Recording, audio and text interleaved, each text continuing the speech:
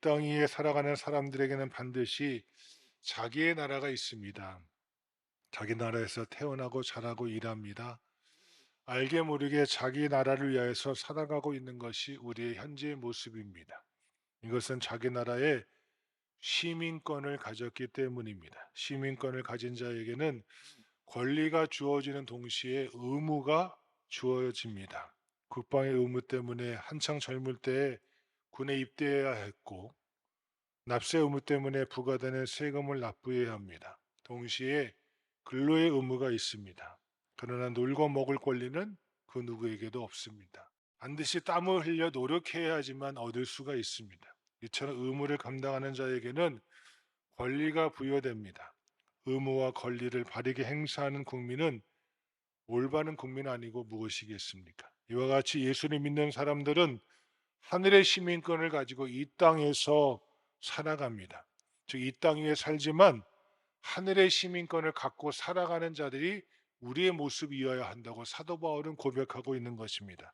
이것을 이 땅에 살지만 천국민의 하늘 시민의 천국 생활, 본문의 가르침을 따라 하늘 시민이 이 땅에서 어떤 삶을 살 것인가 함께 말씀을 통해 상고하기를 원합니다. 첫 번째 따라 하시겠습니다. 본받음의 생활. 사람은 누구를 본받느냐에 따라서 인생 자체가 크게 달라집니다. 도둑놈을 본받으면 뭐가 돼요? 도둑이 됩니다. 사기꾼을 본받으면 사기꾼이 됩니다. 싸움꾼을 본받으면 깡패가 되고 맙니다. 석가모니를 본받으면 불교인이 됩니다. 공자를 본받으면 유교인이 되고 맙니다. 한 번에 예수님께서 달란트 비유를 말씀하십니다. 어떤 사람이 타국에 갈 때 종들을 불러 하나에게는 금 5달란트를 맡기고 한 사람에게는 2달란트를 맡기고 셋째에게는 얼마? 1달란트를 맡기지 않았겠습니까?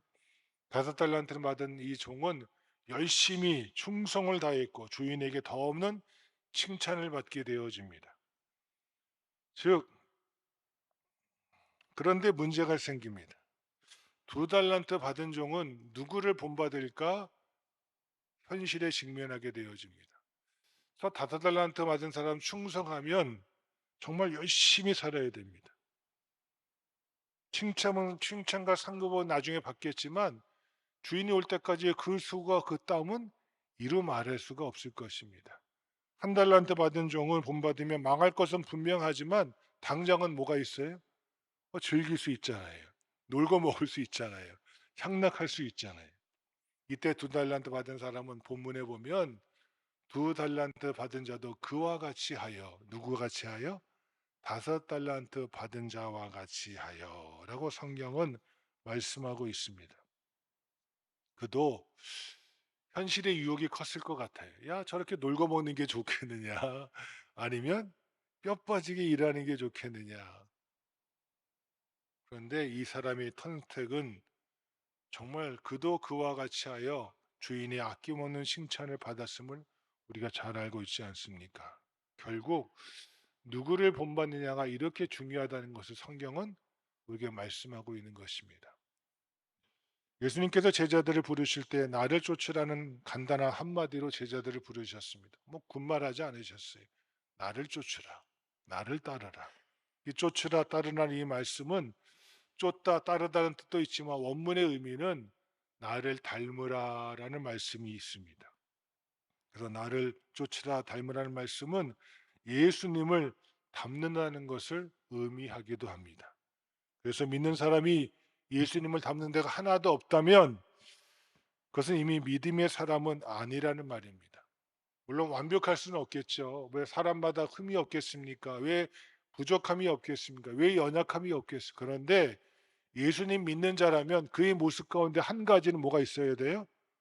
저분이 이 모습은 예수님 믿는 예수님의 모습을 그분에게서 발견할 수 있는 그런 자가 되어야 된다고 성경은 말하고 있는 것입니다.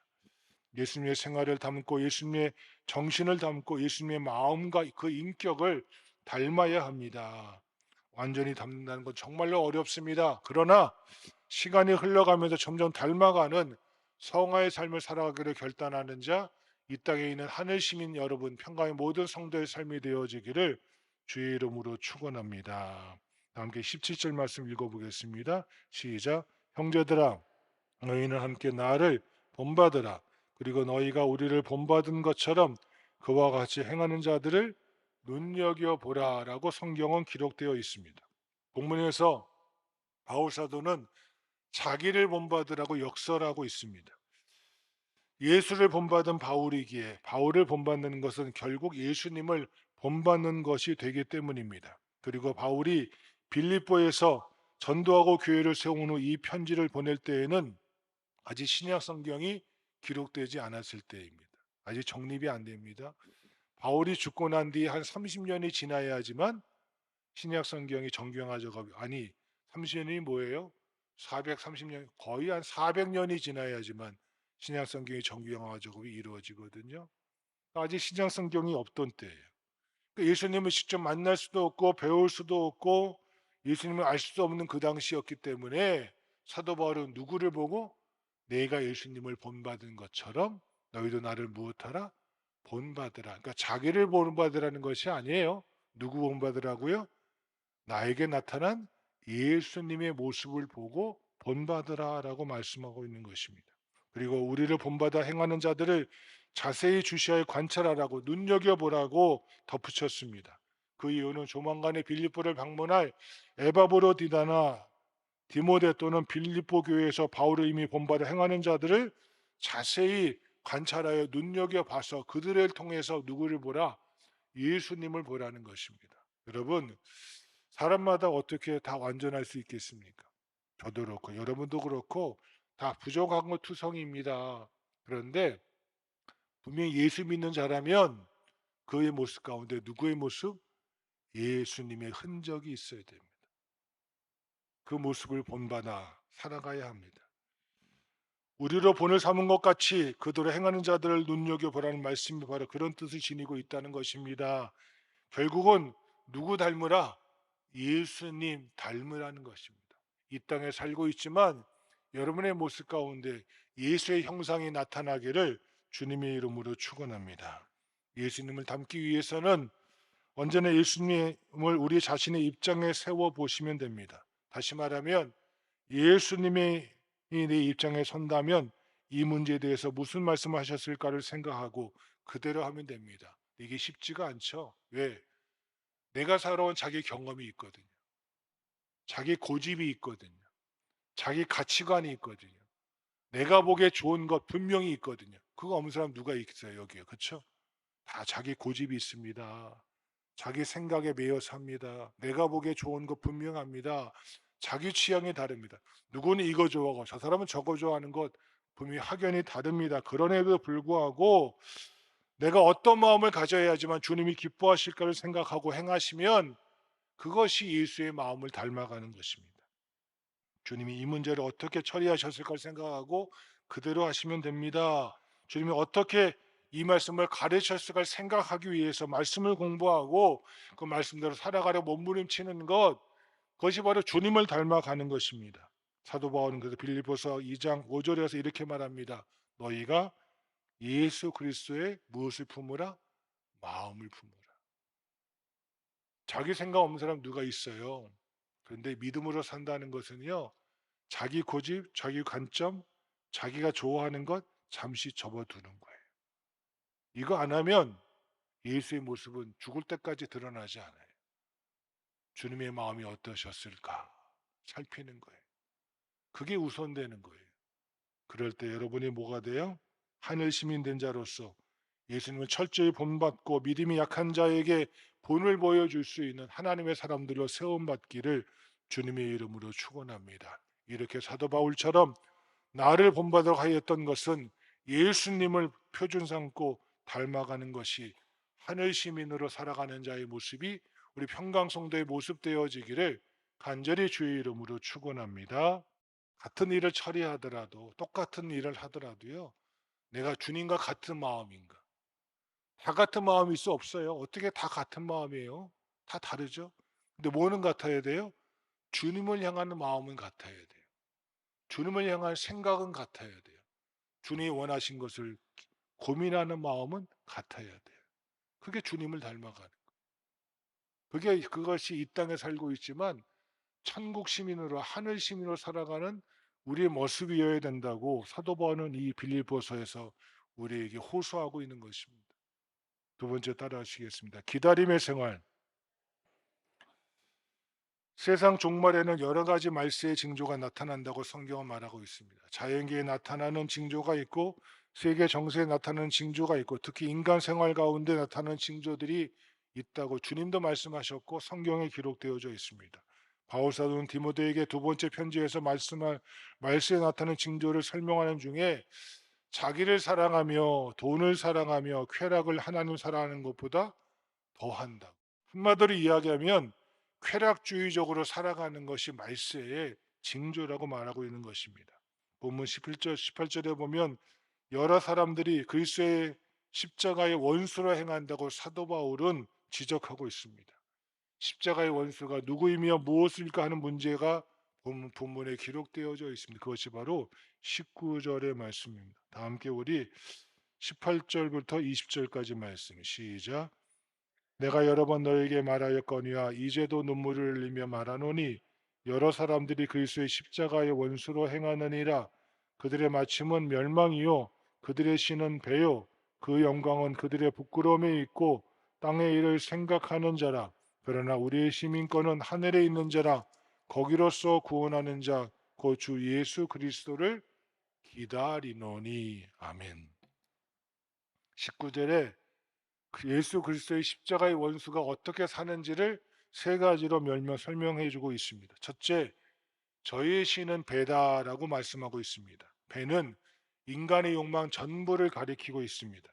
그들의 욕망은 하나님 대신에 욕망이 우상되어 살아가는 것입니다.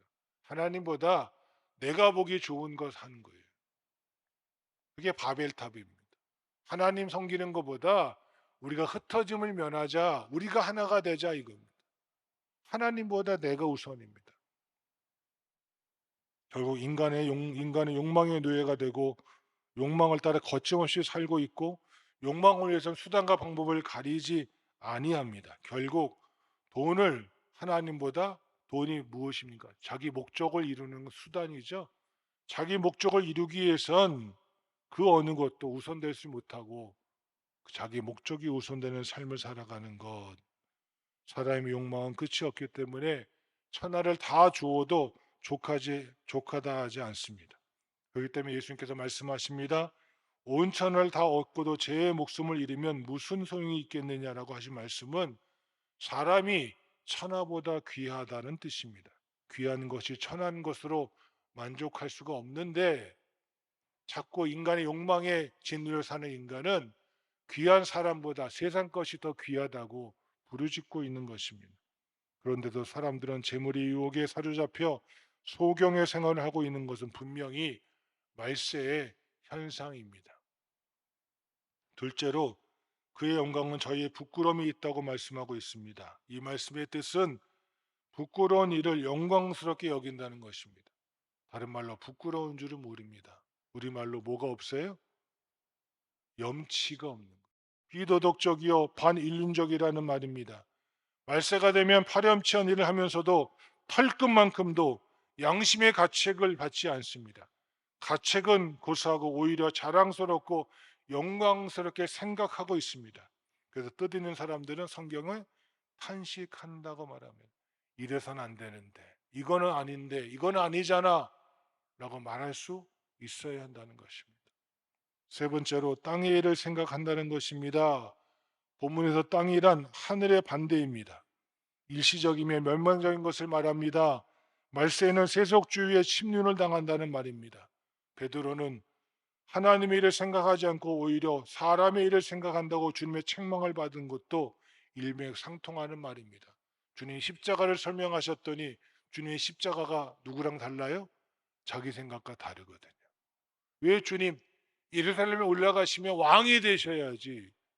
나는 그 왕이 되시는 주님을 따라온 건데 왜 십자가를 지고 죽으신다고 말씀하십니까? 택도 없는 소리 하지 마십시오. 하고 베드로가 주님의 길을 뭐예요? 가로막잖아요. 두 팔 벌려 가로막고 안 됩니다. 절대로 못 가십니다. 주님이 하신 말씀이에요. 사단아 내 뒤로 물러가라. 네가 하나님 일을 생각하지 않고 도리어 사람의 일을 생각하는 거다. 왜? 베드로가 성령 예수님 믿었고 성령 받았어요? 안 받았어요? 받았어요.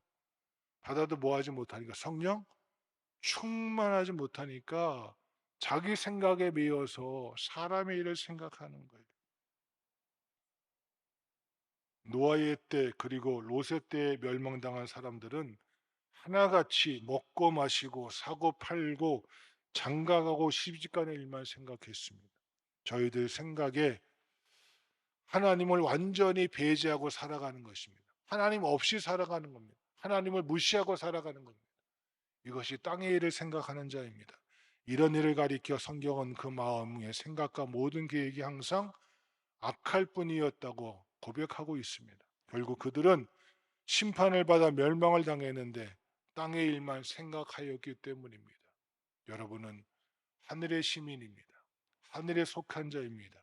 말세에도 이와 똑같은 현상이 일어날 터인데 이것을 본문에서 땅의 일을 생각한다고 하였기에 땅의 일에만 매이지 마시고 하늘의 일을 생각하는 자.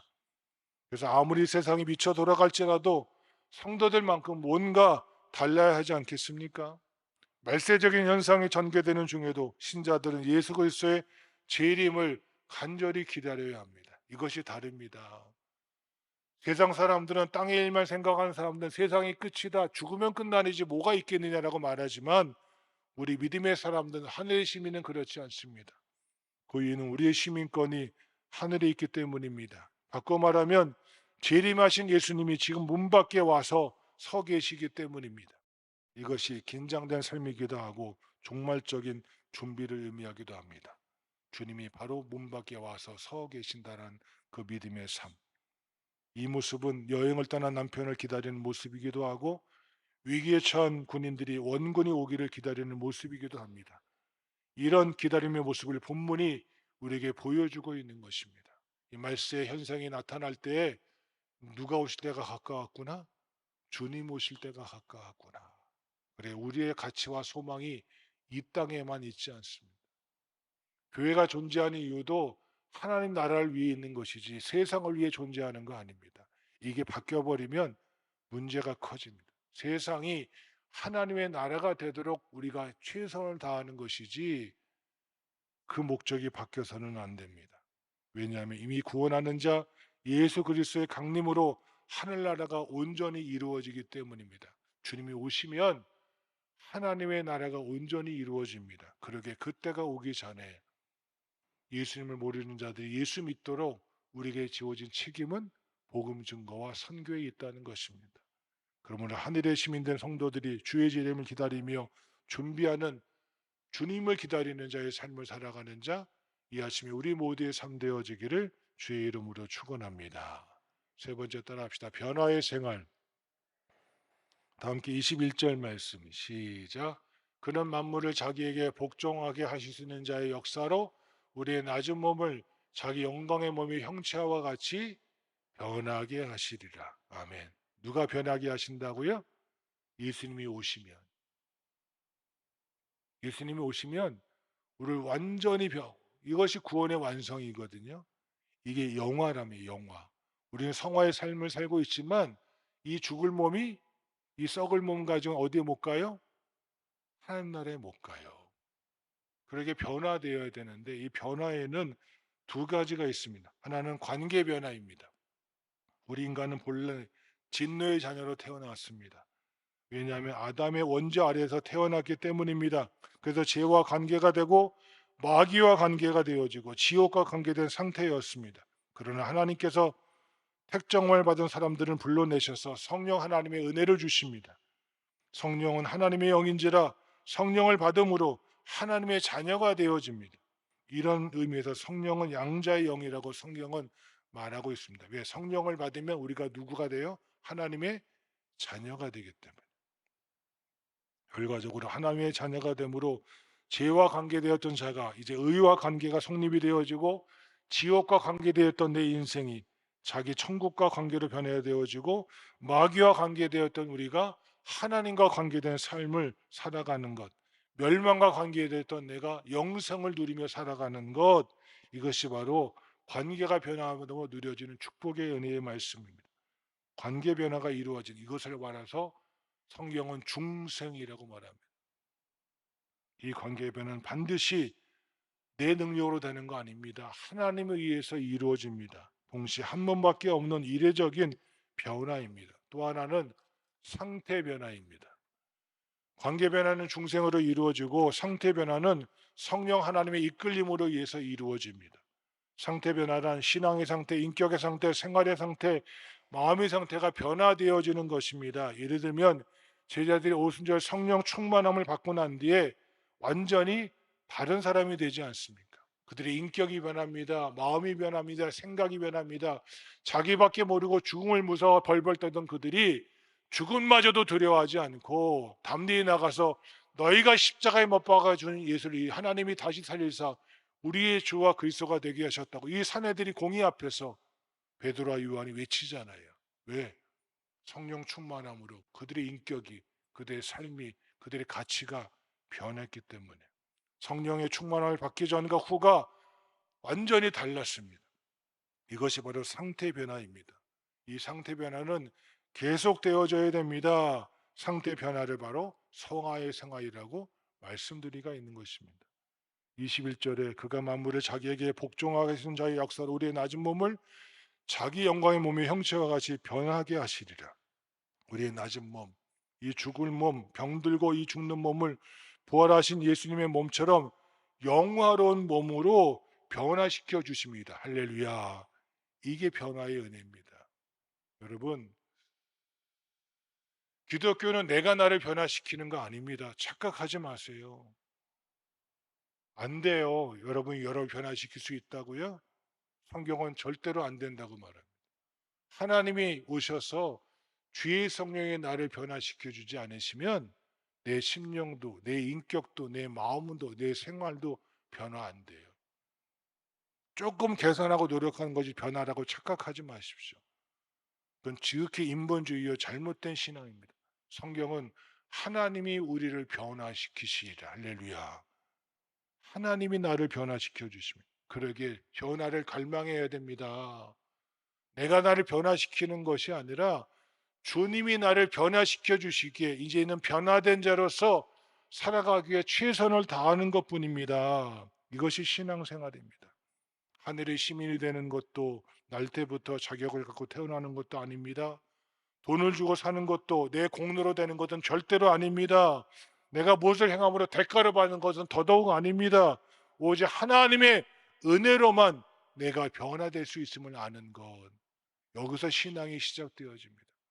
많은 사람들이 불교처럼 다른 종교처럼 내가 뭘 해서 내가 나를 변화시켜야지 참말의 말씀. 그거는 아니에요. 은혜 받고 보니 내가 이렇게 살아야지. 주님이 나를 이렇게 변화시켰으니 변화된 자로서 마땅히 살아가고자 최선을 다하는 것이지 이 주객이 전도되어지면 하늘 시민으로 살아가는 건 아니에요. 여전히 땅의 시민으로 살아가는 것입니다. 그러기에 하나님의 은혜임을 깨닫고 그 은혜 받은 자답게 살아가기를 최선을 다하는 자 이 아침에 우리 모두이기를 주의 이름으로 축원합니다. 하늘의 시민은 주님의 사람들을 통해서 예수님을 닮아가는 삶을 살아가는 것입니다. 그리고 구원하는 자 곧 예수 그리스도의 다시 오심을 기다리며 살아가는 것입니다. 또한 성령 하나님의 역사로 내가 변화를 받아서 변화된 삶을 살고자 최선을 다하는 것 이것이 하늘 시민의 삶인 줄 알고 오늘을 살아가는 평강성도의 삶이 되어지기를 주님의 이름으로 축원합니다.